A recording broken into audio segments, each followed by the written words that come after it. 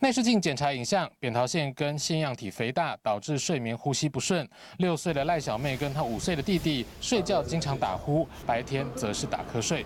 很明确的发现，他们就是罹患了像这样子的儿童阻塞性睡眠呼吸中止症。那他们有很明显的两边扁桃腺非常的大，而且在鼻咽最后面的地方，鼻咽的地方有一个很巨大的腺样体。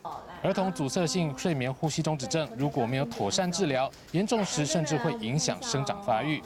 平常我都会注意到小孩的睡眠的状况哦，他那个呼吸的起伏的声音，尤其他们在睡觉的时候会不会打呼？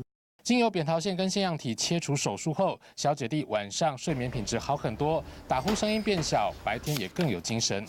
大人的成因会比小朋友的成因几率要来得高很多。那90%的小朋友基本上都是扁桃腺巨大跟腺样体巨大。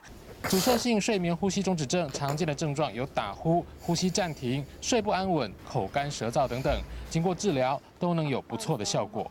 大爱新闻张国端、郭继宗台中报道。提到治疗，在这。